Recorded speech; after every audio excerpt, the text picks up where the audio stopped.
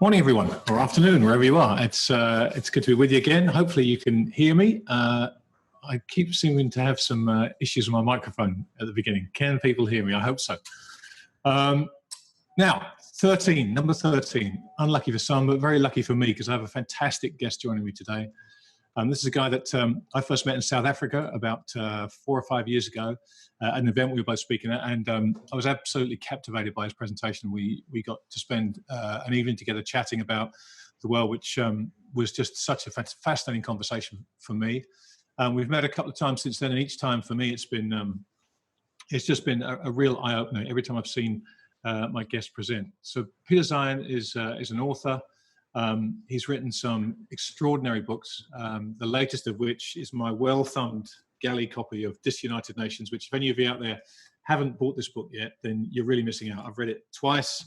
I'm on my third run through it already, and we're going to use that as the backdrop for a conversation today about the geopolitical world, the landscape, and how the factors that Peter put together in this astonishing book have changed since he wrote it. So with that, let's welcome him. Peter, thank you so much for taking the time to do this. It's great to see you again.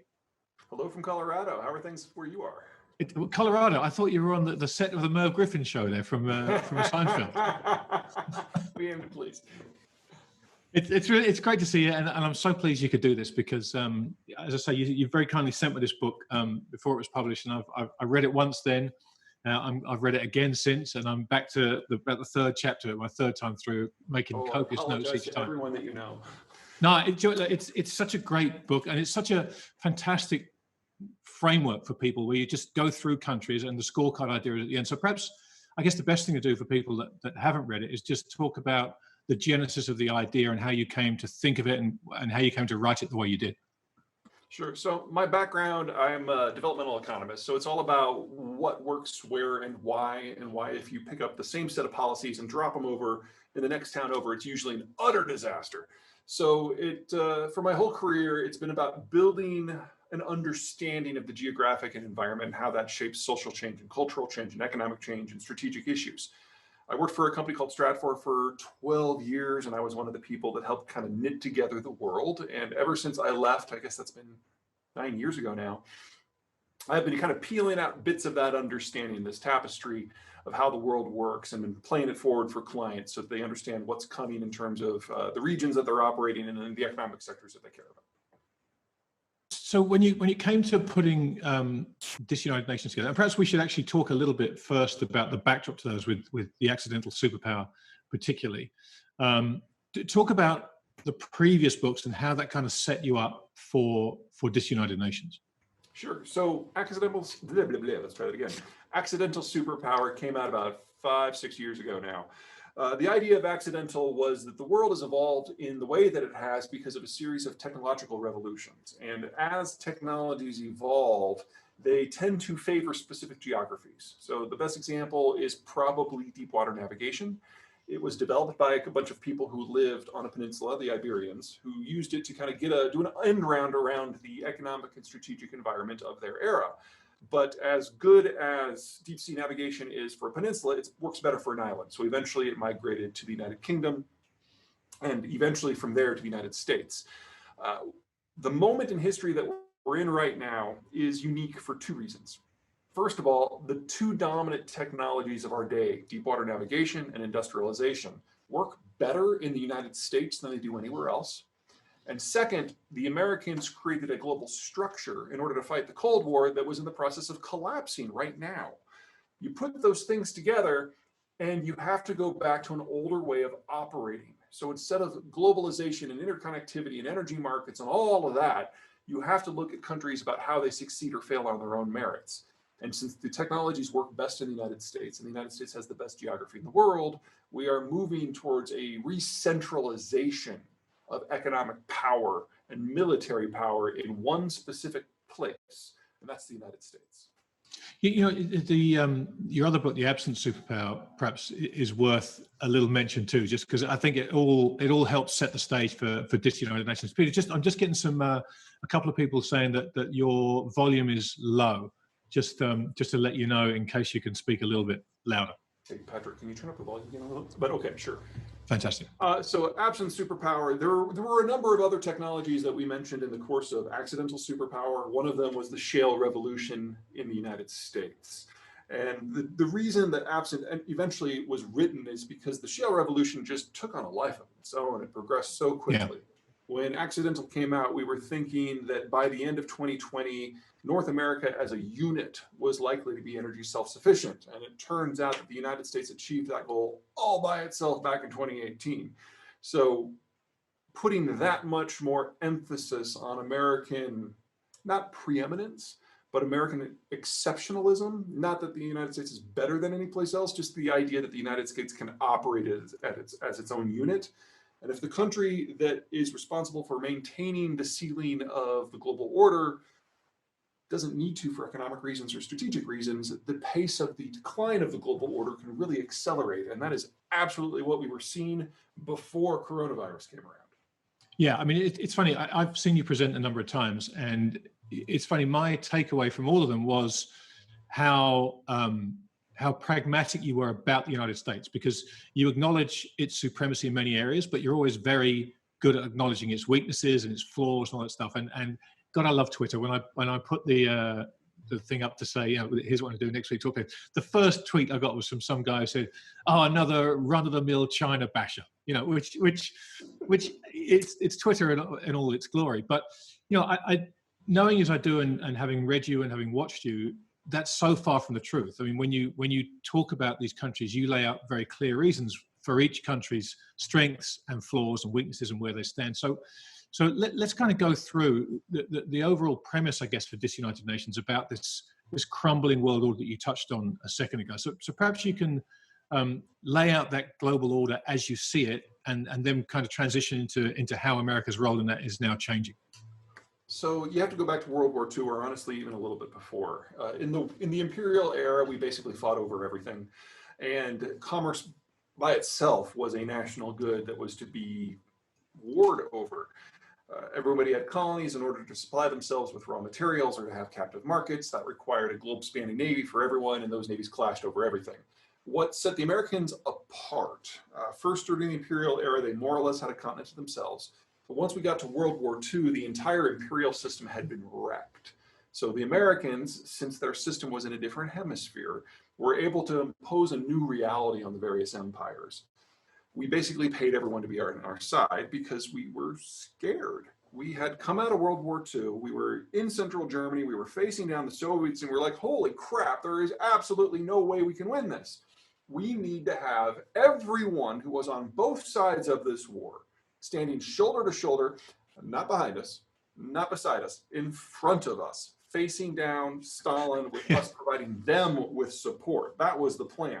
Now, how do you get 40-odd nationalities who have just completed the most devastating genocidal conflicts in human history to put aside their epic poem of grievances and ally on a common cause? Well, you pay them.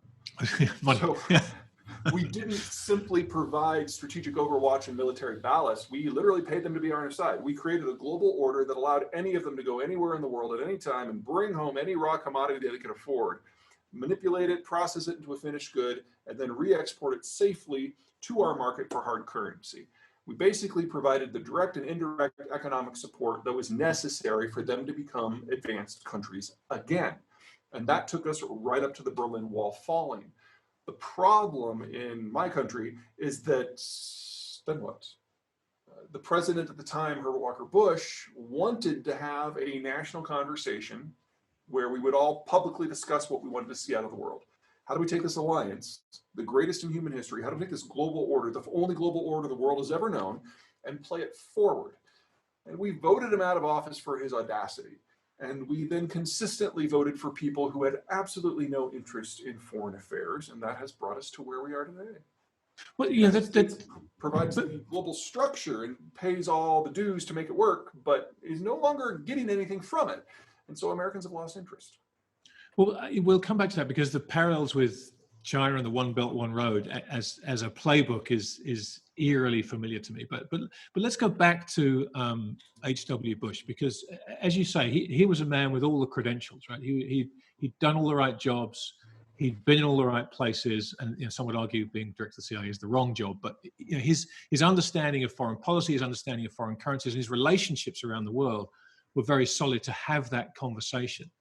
Do you think that was a major turning point, not just for America, but for the rest of the world when they voted him out and Clinton in? I would say that everything happened between 1989 and 1992 kind of falls in that bucket, including the first Bush presidency. Because that was the point in history where the United States honestly was just directly making the decisions for everyone, and no one really pushed back about it. Nuclear war tends to focus minds, and having somebody at the helm who was like, okay, we won this conflict. We no longer have to be in a system of mutually assured destruction. Let's now have a conversation about what's next. And for the deafening silence on both the domestic front in the United States and the global front as to what's next gave us the chaos of the 1990s. Now, for people in the financial industry, that chaos was fantastic because it was kind of like an entirely new frontier opened up globally. And it was the only decade in American history where Americans were not convinced that the end was nigh. It's like that's our one optimistic point on the world writ large. It was a great decade, but eventually it passed. And the Americans continued to provide the global system, and so other countries started taking advantage of that. Some were allies, some were foes. Some have evolved into something greater. But what's happened now is that so many countries have become so dependent upon that system that when the Americans leave, and they are leaving, that system can no longer support them. And that's the challenge we face today. And that was the challenge back in January before any of us had heard of coronavirus. And what coronavirus is doing is just kind of kicking all of this into high speed. Yeah, it's amazing what's happened in those last 3 months. So let's talk a little bit about, because that sets up the framework of Disunited Nations perfectly. I mean, the kind of backdrop of that book is this US withdrawal, this US retrenchment, and what happens when this global order comes apart. So let's talk a little bit about what the global order was prior to America's decision to pull back from it, when that pullback started, and how the dominoes have toppled thus far. Well, the origin was ultimately in the Bretton Woods Conference in 1944. That's when the Americans met with all of the various allies to decide what the route forward was going to be. Everybody expected us to impose a new empire on everyone and start extracting costs. Instead, we did the opposite, started paying everybody to be on our side. That carried through the entire Cold War system right up until the end. I'm sure I lost my thread. Where was I going after that? We were just talking about the order as it was composed, and basically the tipping point as to when the US started to withdraw from it. The catalyst for that. Yeah. So for the Americans, the strategic rationale for the order ended when the wall fell in 1989, and we thought we were going to have a transition to something new. We never did. The 90s were a fun decade for everybody, but when we got to 2001, that was the moment where the Americans started to really question things, and we started seeing pushback across the American political system, left, right, center, and both fringes. So in 2001, three things happened. People obviously are familiar with 9/11, and while you can come up with any number of reasons about how we carried out the global war on terror, perhaps in the least productive way possible, from the American point of view, when we reached out to our allies for assistance, the silence was deafening. We got some help from Australia and Britain and Canada and a little bit from the Germans, and that was most of it. In fact, we had some countries, France and Germany most notably, who started leading coalitions of countries against some American positions. And the issue isn't whether or not the French and the Germans were right or wrong. The issue is that the Americans had felt that they had done so much for the world for the last 70 years, and then to all of a sudden have some of its firmest, longest standing allies not just second guess, but to corral countries against it. That was considered deeply offensive. That was considered against American national interests, and that changed the tenor of the conversation in the United States. The second big issue was, of course, the euro creation. Here is a region that had just come out of literally centuries of mutual bloodletting. And it was only the American occupation, only the American-led order that allowed Europe as a unified, free, and peaceful entity to even exist. And for some of the not so unstated authors of the Euro system to say the primary reason of this is to displace the US dollar as the global currency, that was rude. And it colored everything that happened in American policymaking from then on. The third big event was with the Chinese, with the EP-3 spy plane incident. China had never been a functional advanced economy throughout its entire history. In fact, it usually had been at war with itself or preyed upon by outsiders. The global order changed that. And the Nixon-Mao summit didn't simply bring the Chinese over to the American side in the Cold War. It set the Chinese up for the economic boom they've experienced since 1989. And for the Chinese to be dicking around in the West Pacific, when it's the US Navy that allowed the Chinese economy to interact with the rest of the world, that was seen as a breach point. And so these three factors changed the conversation in the United States a little bit, but moreover, it changed American culture when it came to looking out after the world. Before 2001, it was the very small groups on the fringes that didn't like the American position in the world. With those decisions that were made in 2001, it steadily crept towards the center. And by the time we got to the debates between Hillary Clinton and Donald Trump over who was going to be president in the last round, the entire Democratic establishment and the entire Republican establishment was openly debating how to dial back America's role in the world. And without America in the world, there is no global system. Some countries have seen this coming and are preparing for what's next. Most have just assumed that the Americans are just going to continue what they've been doing for the last 70 years because it's what they've been doing for the last 70 years. And those are the countries that are going to be facing the greatest shocks moving forward because they're going to come out of COVID and it's going to be over and they're going to have no idea what to do. Right.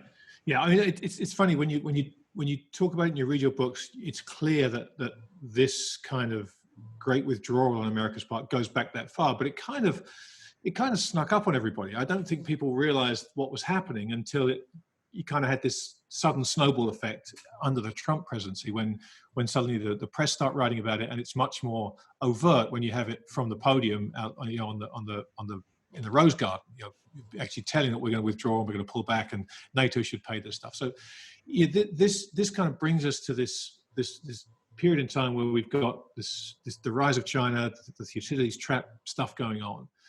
And yet when you look at your book, and we come back to that, China bashing, when you lay out in your book your reasons, and I think if I remember rightly, the word you used to describe China in the report card was overhyped.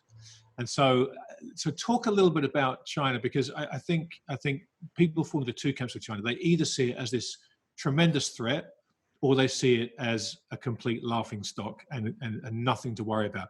Where does it fall in your framework, and how and why? Well, I would be closer to the laughing stock than right. the threat, but I'm not that far over. Okay, so there's certain things that countries need if they're going to be successful over the long term. They need a border structure that prevents invaders from getting to them. They need naval access that allows them to access the wider world for trade in order to prevent other people from coming to them.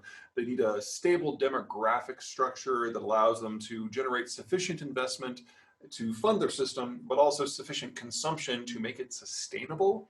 They need access to resources, whether those resources are food supplies or energy supplies. China, on every single measure, falls flat. It just sucks. Their borders are open. Their coasts are not indented. They don't have any good ports that are natural.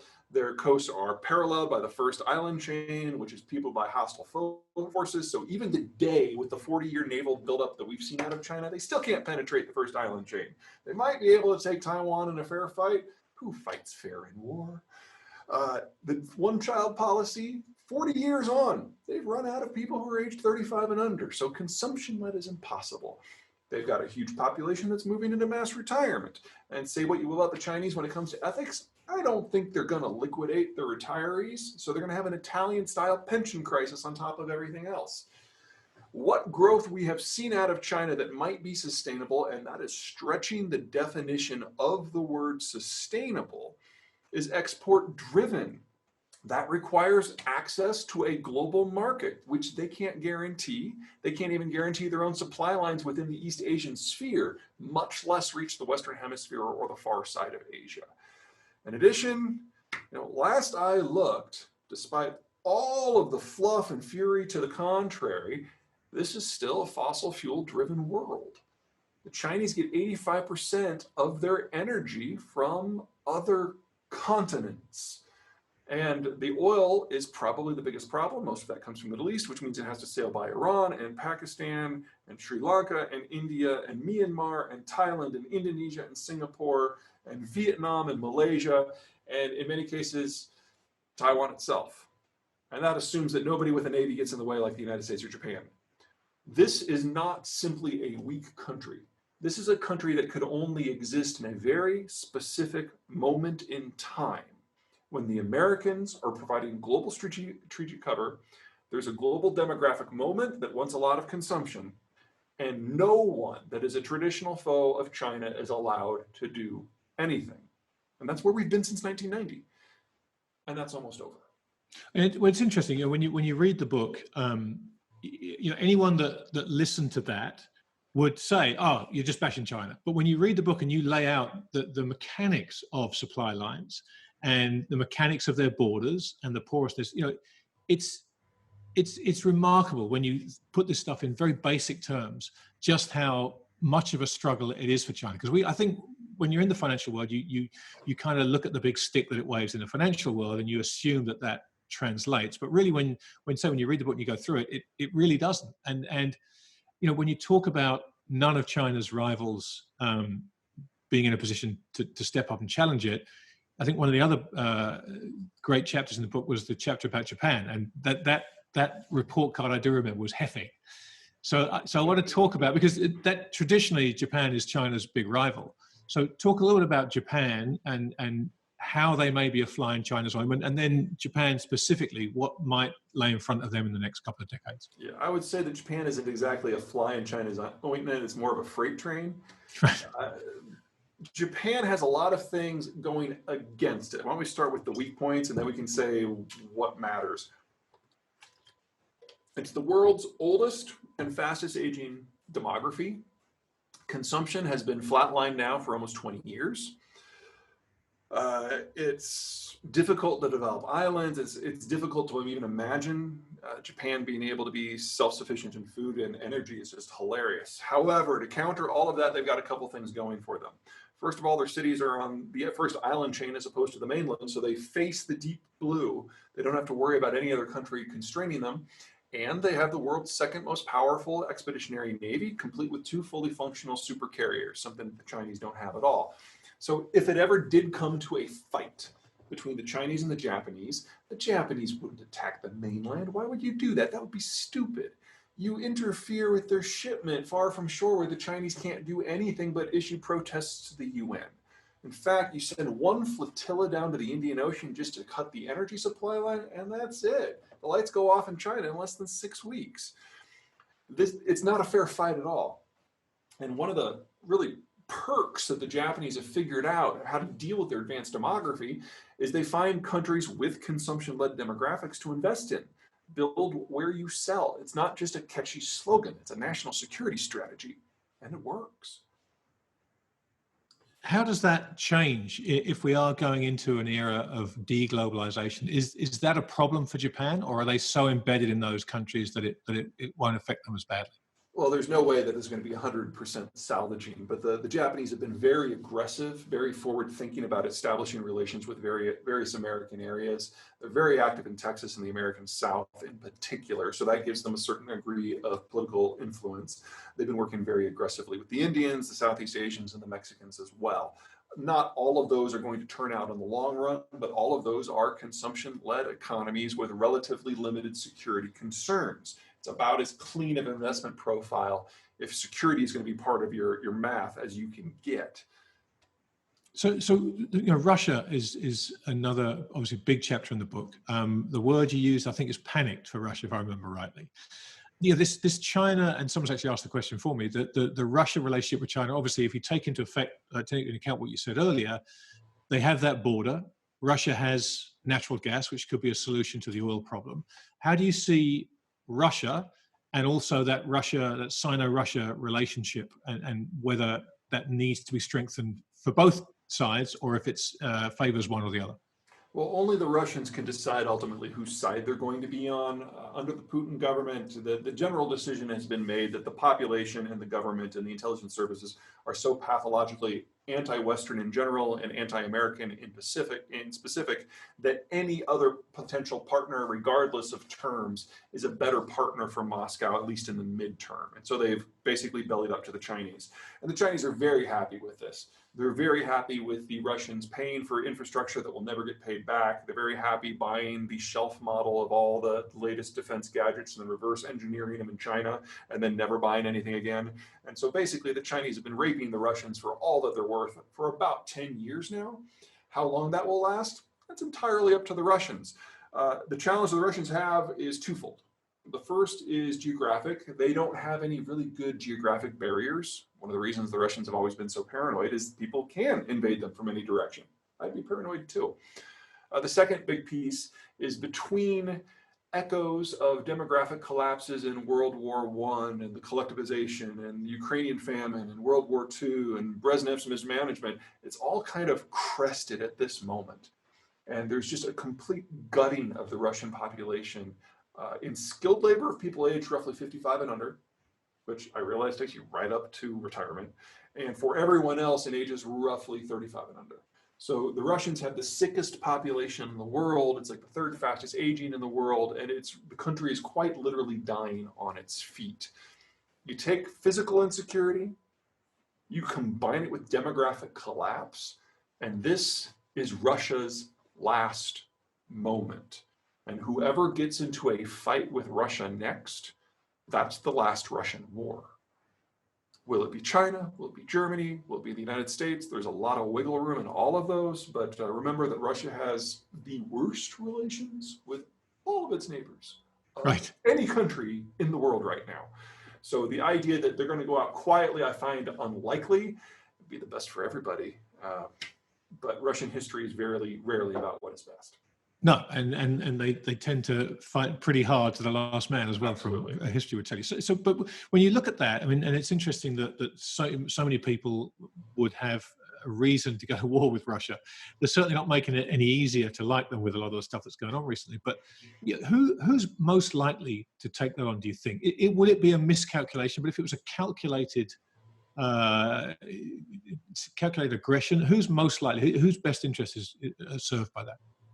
Well, the challenge was figuring out what the Russians are going to do. Is logic only plays a certain role. After that, it gets into emotion and whether or not they get caught up in short-term affairs. Also, when you have a near dictatorial system, decisions that are made by the handful of people at top, or honestly, one person at the top, can spin out of control very quickly. So let me kind of give you the three options. First is the United States. U.S. couldn't care less. The United States has fewer troops stationed abroad than any other time since at least the 1920s. We are looking to get out of complications, not into them, and certainly not with a nuclear peer. So the United States honestly just isn't there in numbers enough for even the Russians to think that that's a likely conflict.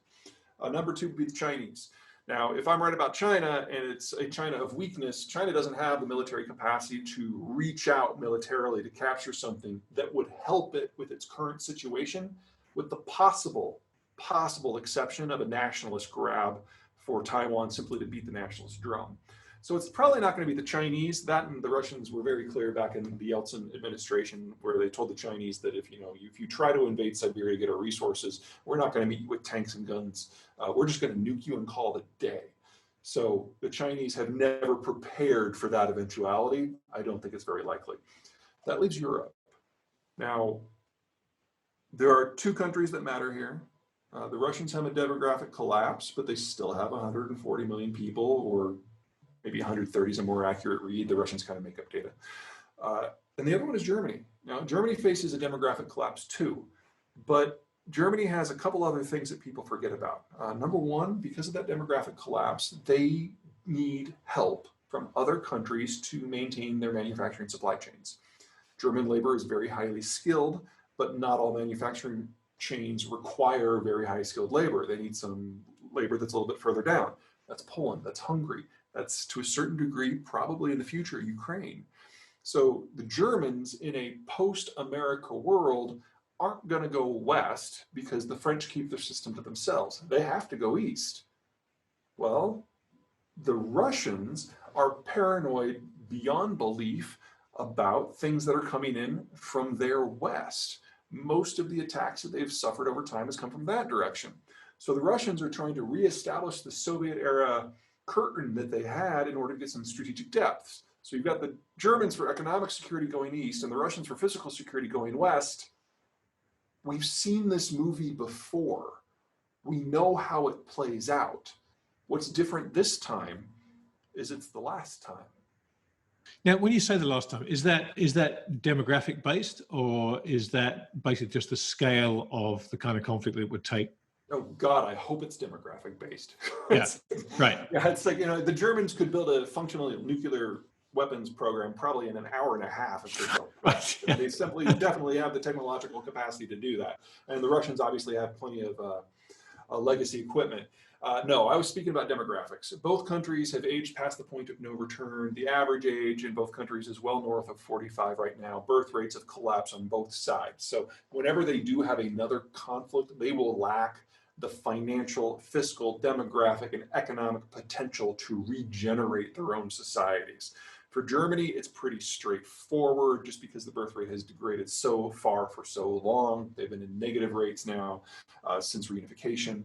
For the Russians, the situation is a little messier because only about 70% of the Russian population is actually ethnically Russian, and the other 30% is primarily, although not exclusively, various Turkic minorities such as Tatars and Chechens. And so when the Russians crack, whenever that happens, however that happens, they also then have to deal with losing control of vast swaths of their own territory. We've seen this movie too in the past. We're going back to Tatary, for those of you who know your history. So let me ask you a question that's a bit more generic in nature. We'll come back. There's plenty of other countries that I want to talk about. But when we talk about this, the term demographics is used an awful lot. And anytime you're using demographics in analysis for the work you do, it's extraordinarily powerful because it helps you see a very predictable future in arguably the most important input into the future of a country. But when you talk to the investment world, in my experience, 30 plus years in this business, finance people struggle greatly to weigh demographics because there's such long-term trends that people tend to just discount them altogether. How do you go about taking something that's so important in your world and to many people in investment is just too far down the track? How do you go about explaining that to people and dealing with that disconnect? Well, the advantage that I've got is there have been very few true points of demographic inversion globally. And because it takes 10, 20, 30, 40, even 50 years before you start seeing changes to economic structure, usually the system can adapt. The challenge we've got today is that it's technological and it's geopolitical. So technological.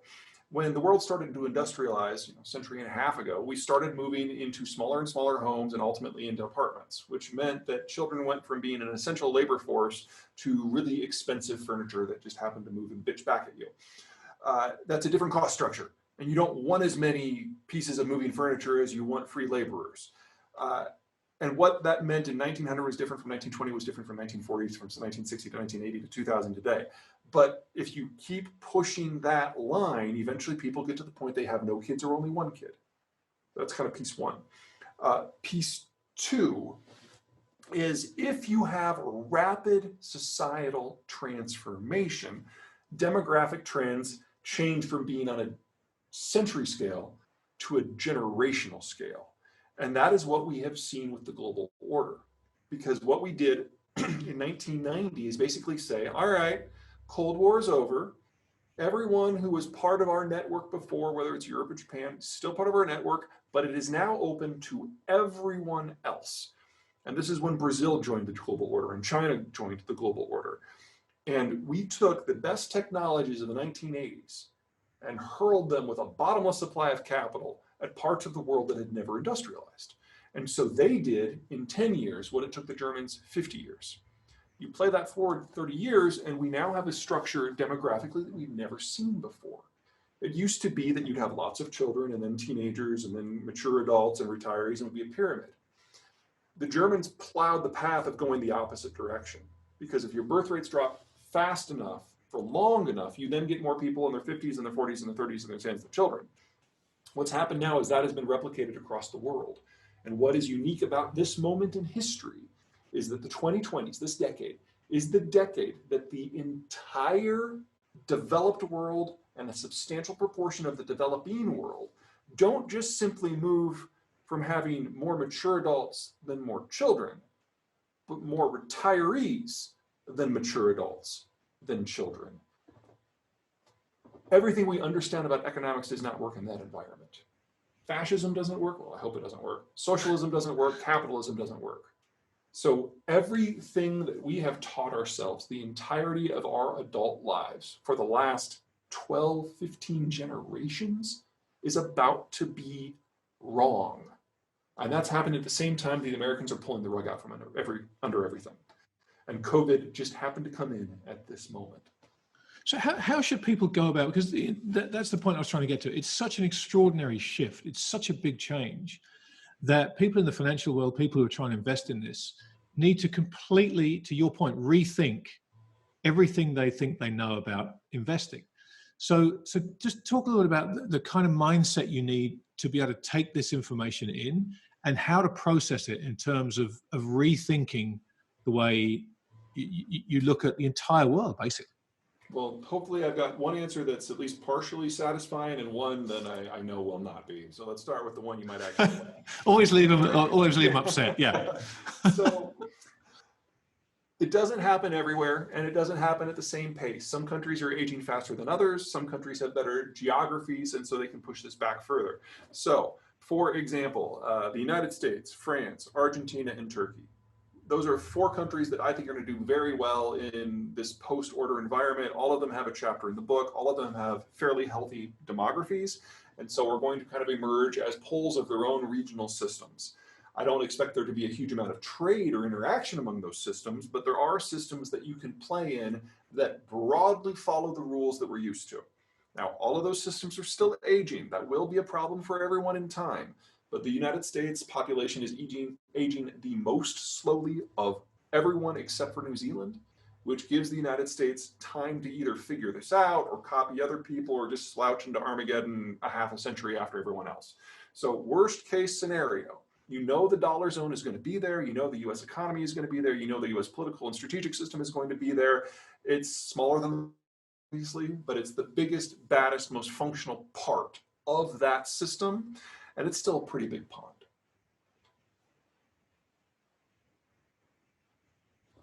The second answer, the one you're not going to like, is this was supposed to be the 4th book.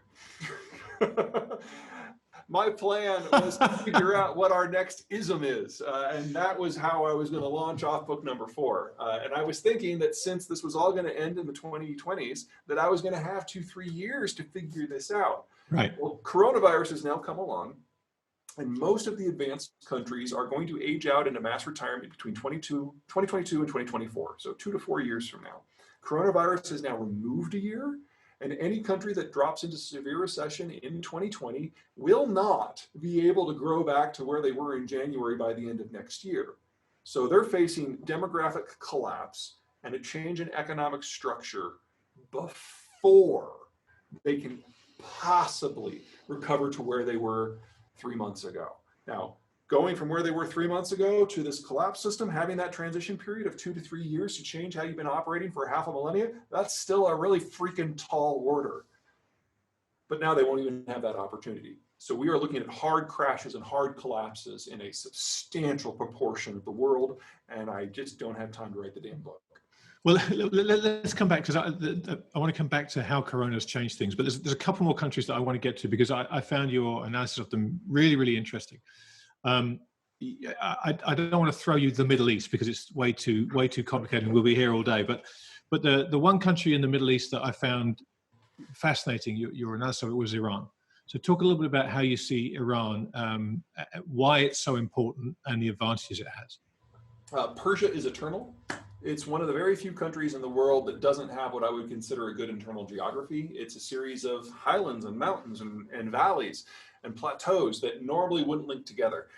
Anywhere else in the world, it would have never been a single country. It would have been at best a failed state, but it is surrounded by terrain that is even worse, which has allowed the Persians of old, going way back pre-Greece, to consolidate into a durable, flexible, sophisticated, multicultural entity long before anyone else even considered that as a possibility.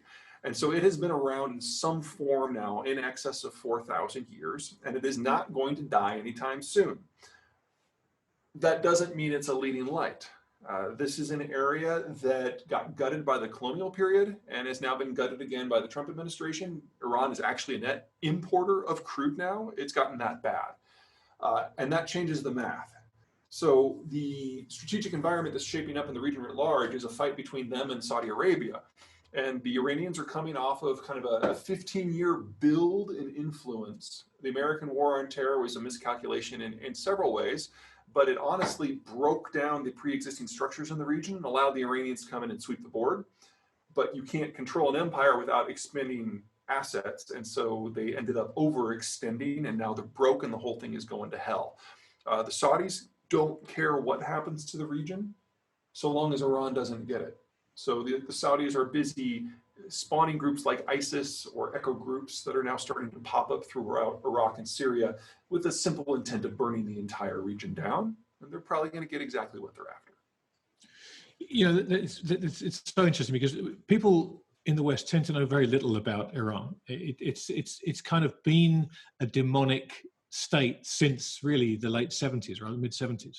And so I think we've all grown up with this Iran equals bad guys look, and people and the kind of the messaging in the Western media about the country and the people is wholly different to the reality on the ground. Perhaps you could just talk just a little bit about that. I've got a few more questions we want to get to. I know we've only got 15 minutes left, and I've got some questions coming in. But you just quickly, just that difference in the reality and the perception of Iran.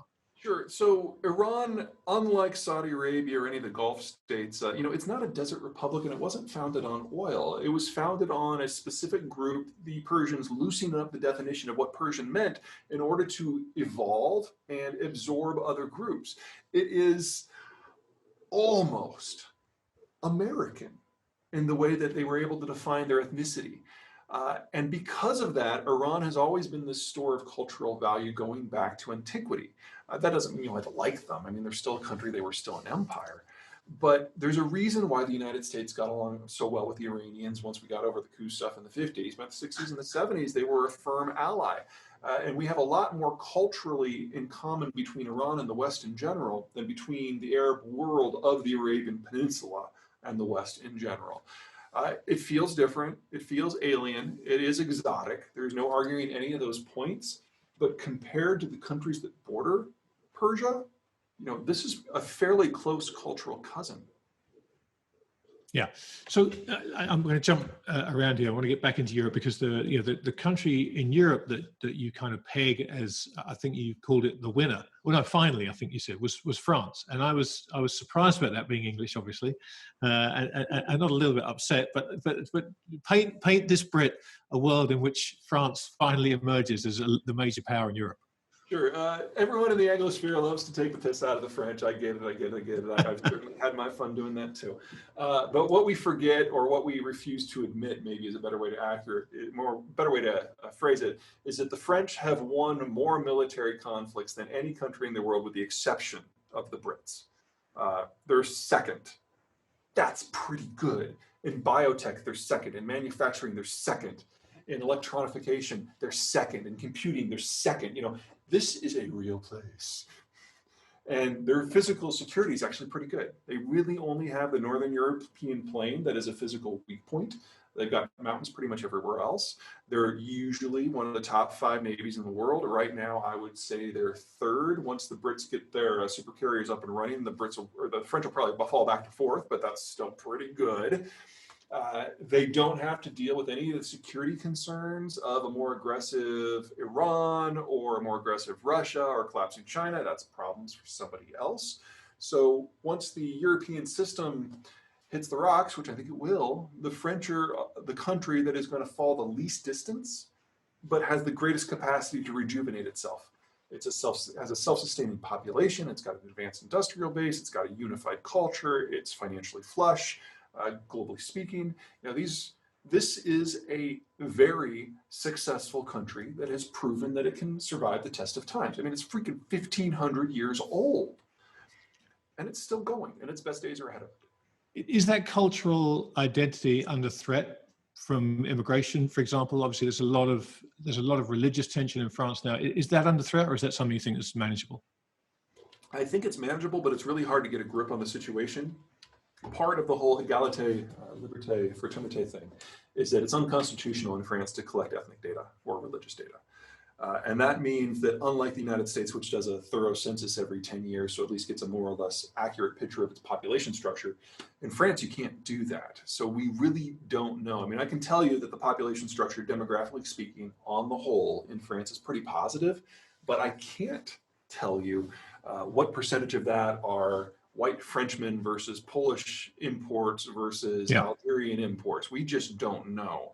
And as long as the French refuse to have a conversation with themselves about the implications of that, and they just kind of fall back on this blind ideology that they're an inclusive society when in reality they're not, they are setting themselves up for an internal purge.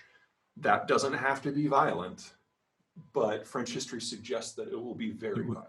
Yeah, right. You're right. Okay, so look, let's now throw a lot of this into one question about Europe, because obviously the coronavirus has come along, as you said. It's upended everything. It's accelerated a lot of things.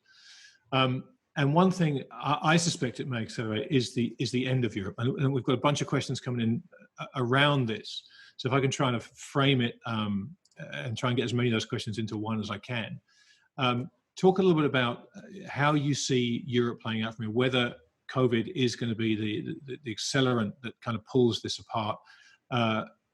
Obviously, we've seen the German Constitutional Court decision last week, which is, I think, probably far more material than the press coverage would have you believe. You mentioned there that the French were financially flush when they seem to be fairly weak in terms of the economy. So just kind of wrap Europe into a ball for us. Explain what happens from here, whether COVID does accelerate the end of it, whether it holds together, and if it does, how particularly, I guess, the French and the Germans and the Italians come out of this. Sure. So the two big problems are demographic and structural. The demographic situation is pretty straightforward. Europe is vastly aged past the point of no return. The only 3 European countries that have demographies that are anywhere near healthy are Sweden, not in the Eurozone, Britain, no longer in the EU at all, and France, which is perfectly willing to take its marbles and go home. It tries to keep as much of its market within the French system as possible. They don't like to integrate if they can avoid it. Everyone else is well past terminal, which means that the only way that sort of demographic can function is if it can export all of its product, which means that they're now completely 100% dependent upon importing countries like the United States for the market and security countries like the United States in order to provide the structure that allows those exports in the first place. All of that is going away.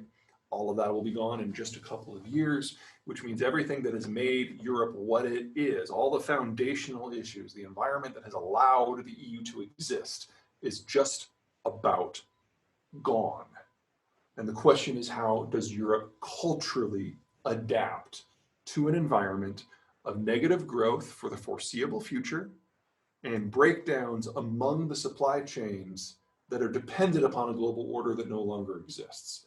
So either a country will have the financial, economic, and strategic heft to hold a tighter group of countries close to it, or it won't. I would argue that the French by far have the most going for them in that regard, because they can keep Iberia on board, probably keep Italy on board, and provide a certain degree of security and energy access that other countries in Europe just can't. I would also argue that Germany, by, how should I put this, a force of personality, is going to be able to marshal Central Europe into staying on its side, because the alternative is Russia or destitution. And I would argue that the United Kingdom, because of how long it took the UK to figure out this whole Brexit thing, and it's not done yet, really has no option but to become an economic satellite of the United States. Because the EU doesn't have anything that can help the UK now, and the EU doesn't have anything that can help the UK now, and the things that the UK is demanding of the EU are things that the EU just doesn't have on offer. Those talks are going to end in a complete collapse this year. And every single day that those talks linger on before we get to the eventual rejection is one more day that, or one fewer day that the Brits will have when they finally go to the Trump administration and ask for a deal. And that deal is going to be ugly, but it's going to be the only thing on offer. And the Brits will take it. Got my mic muted, sorry. Do you think Europe holds through this? I mean, there's a roadmap there if it does fall apart, but do you think there's some way they can hold this thing together, given COVID, given the extra strains it's putting on the system? If you had asked me 48 hours ago, I would say there was 100% no chance whatsoever this is going to hold together. There's no security basis, there's no economic basis, there's no financial basis, there's no demographic basis. There's just no way that this works. But in the last 2 days, the announcement by Macron and Merkel to put together a $500 billion bailout fund that might actually be neutralized. I'm not saying it's going to happen. I'm not going to say it's big enough, but that's the first time that Germany has publicly admitted that it might actually have to pay for Europe for it to continue to exist. And that realization publicly is the most positive step that I have seen in European affairs in the last 20 years. Yeah, no, I completely agree. Okay, I'm going to jump to a couple of questions before we finish. China and India, do you see any potential conflict there? No, they can't get at each other. The Himalayas are in the way, or a bunch of jungle mountains are in the way. So they're not going to like each other, and there's going to be some competition over Southeast Asia. But I think China's situation is so unstable, and India's situation is just so poor. They don't have the financial capacity to impose any sort of reality on anyone. So you'll have them kind of sniping at each other in that region. But ultimately, I think the Chinese competition is going to fall away, and Japan is a far more likely long-term competitor.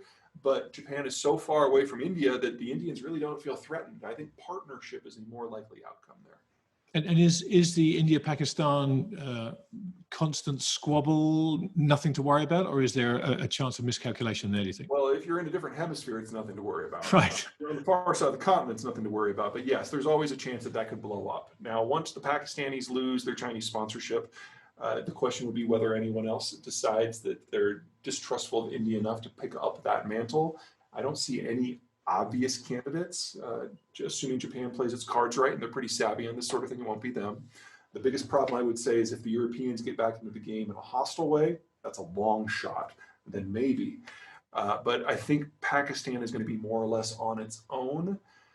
That's not really great. That's not really awful for anyone. India has basically made its development model for the last 50 years ignoring Pakistan, and I don't see any reason that's going to change. And so as long as they've got this big desert buffer between most of their territories, I think it'll be relatively calm. I think if the Indians and the Pakistanis were going to get involved in a real knockdown, drag-out war that involved atomics, it probably would have happened 20 years ago before they established the red line. I don't want to say they trust each other now, but they certainly have learned how to manage their distrust.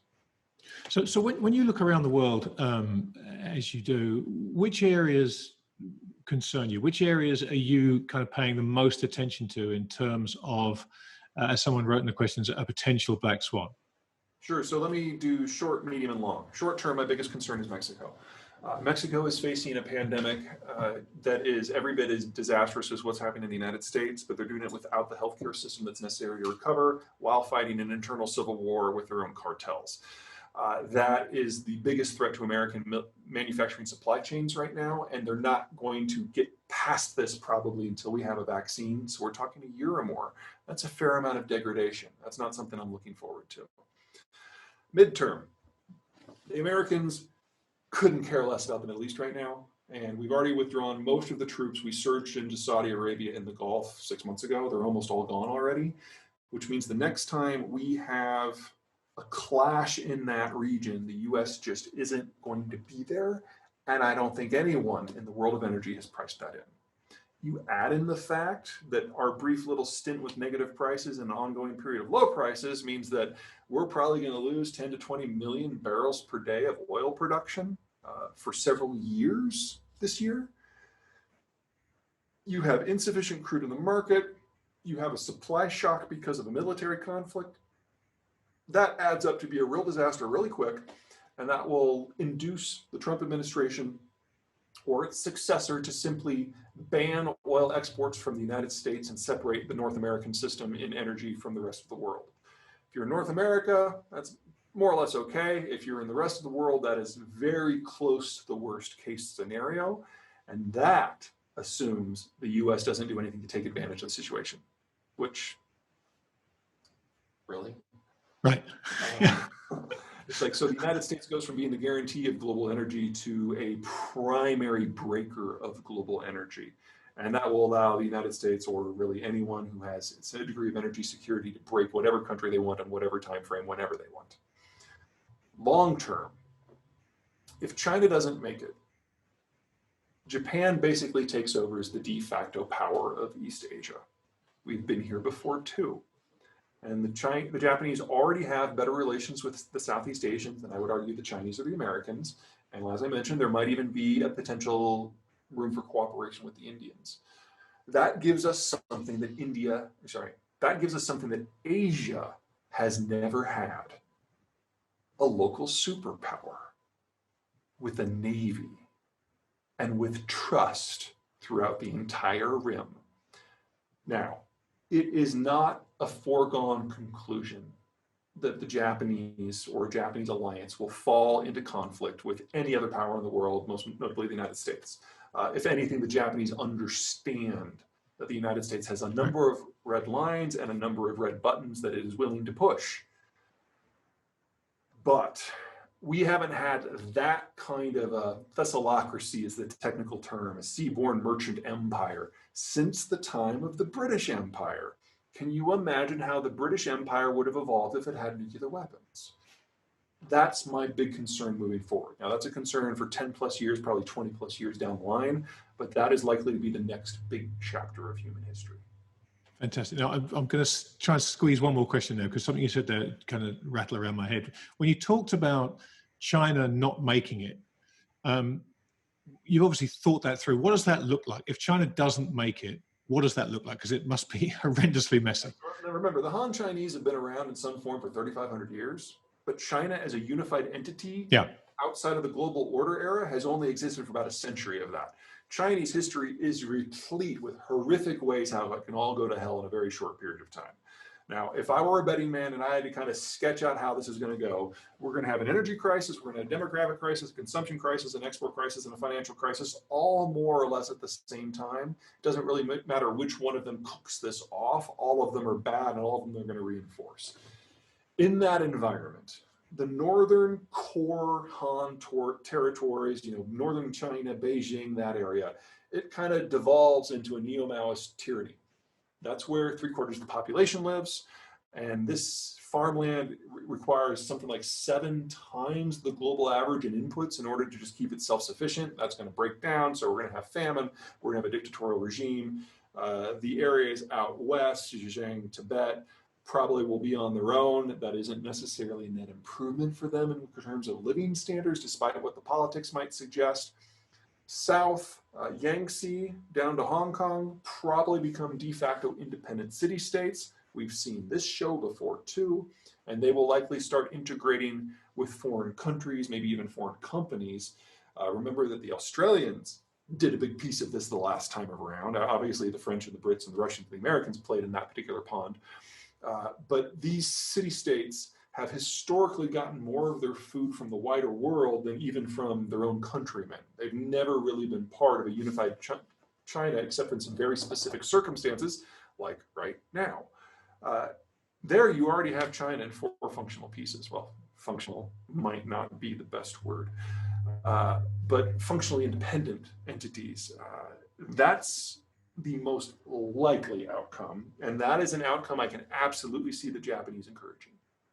Yeah. Peter, we've run out of time.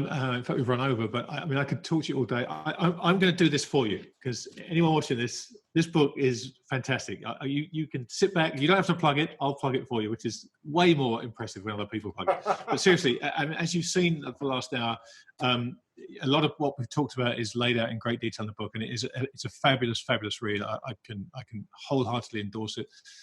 Peter, thank you so much. Please let everybody know where they can follow you, where they can find you, all that good stuff, all that social media stuff. Sure. So I'm on Twitter at peterzeihan.com. So PeterZeihan.